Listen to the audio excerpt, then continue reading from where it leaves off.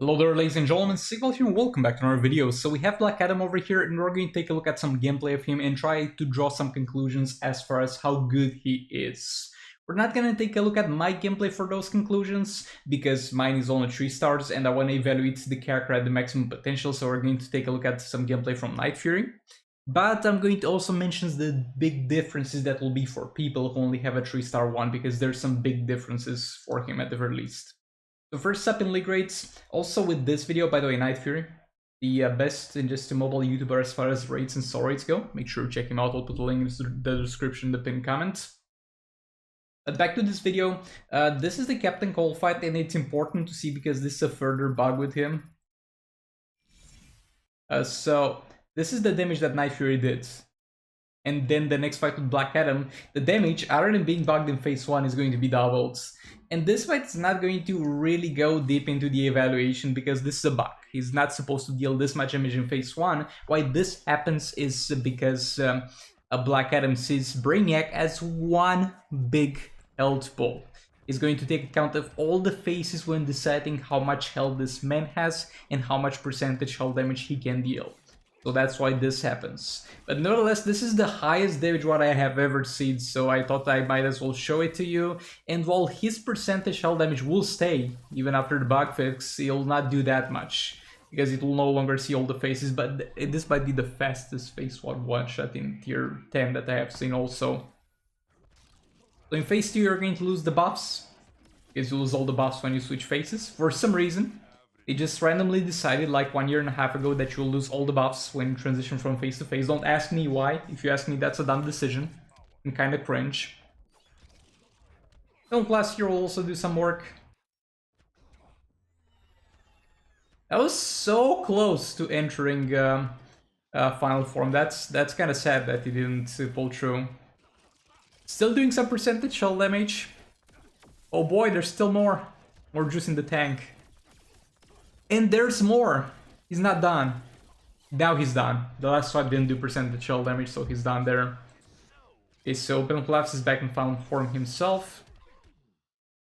Let me know in the comments if you know any way of avoiding the hazards in phase 2, because they're like not really jumpable over, or not really optimal to jump over because Brainiac will hit you. Do they disappear if you do a swipe down while they're there? Let me know in the comments. Also, I think he's got Puppet of Zatanna on him. Or no, I think Unblockable was from one of the specials. Downplat's trying to enter final form again because he's got some juice left in the tank. As far as damage goes, is not too impressive, but outside of the percentage health right now is not too impressive, but you need to keep in mind that this is league rates, so there's not going to be absolutely any passive attack coming in. In soul rates, you're going to see much higher values because the attack is going to be higher.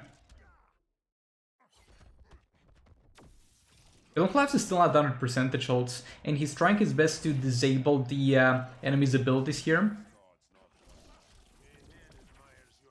in order for Battle Collapse not to have too much trouble when tagging in, which is obviously the smart thing to do.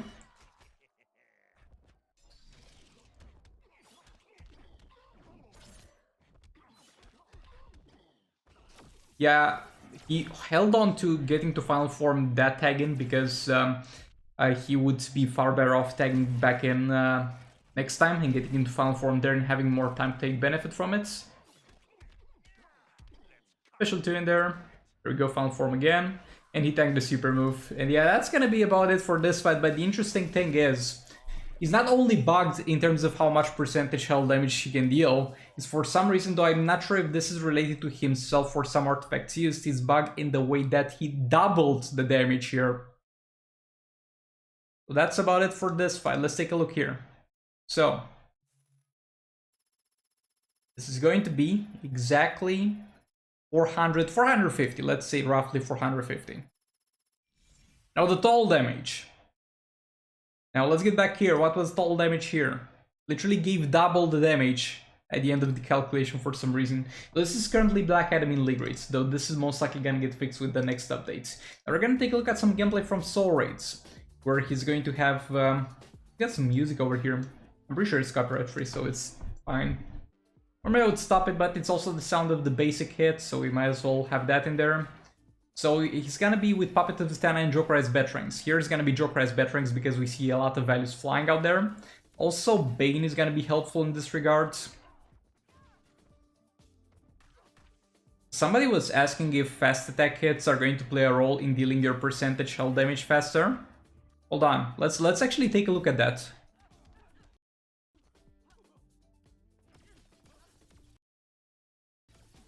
That might not have been a fast attack hit. Nah, it seems like you're gonna get it only once. Normally it's easy to tell because it's going to be white values, but we're gonna get some white values from the Jokerized Batarang's passive as well. He could have gone further with that super move, though it might... though it's gonna be an easy fight. He doesn't need to. But for the damage testing purposes, he could have gone a bit further with that because you're gonna get a higher damage boost the more combo you have when you use the super move.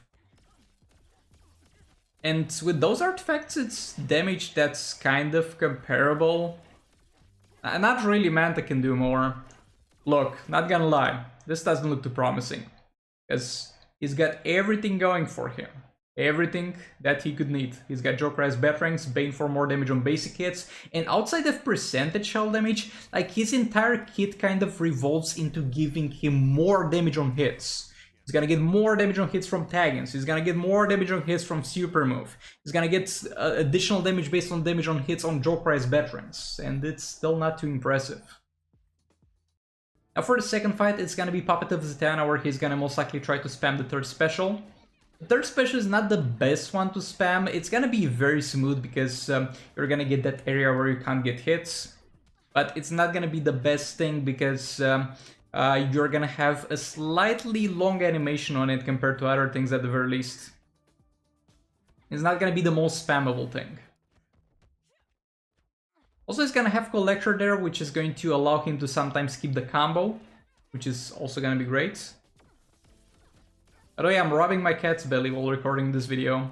For some reason, every single time I work, this little fucker comes here and sits on my lap. I give him belly rubs. Maybe I'll show at the end of the video. If he's still there at that point. Yeah, it's Puppet of Zatanna gameplay. So yet again, doesn't seem the most optimal spamming of it.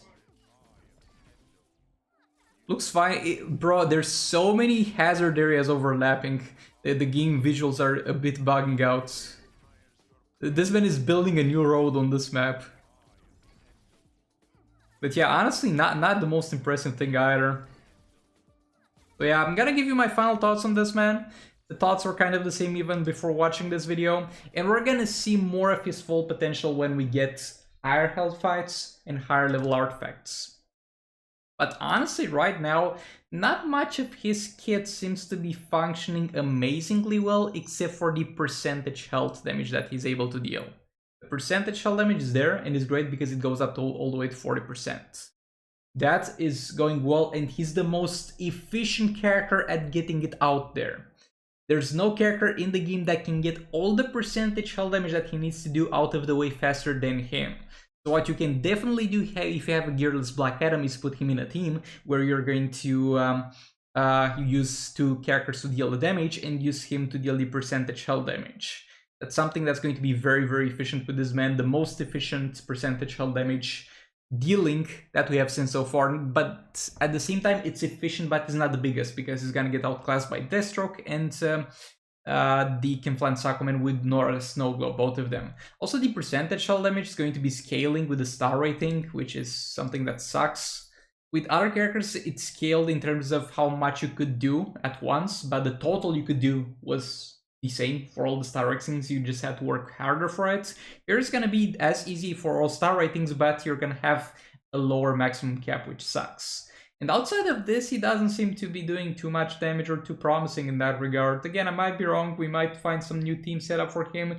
We might find some crazy strategy to use him, but outside of the percentage health damage, he's a bit underwhelming, to be honest.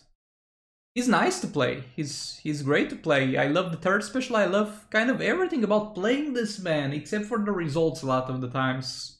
Because he's really not able to push it after he's done with this thing over here. So yeah, overall, I think you would need some tweaking to the values that he's got over here to really make him stronger.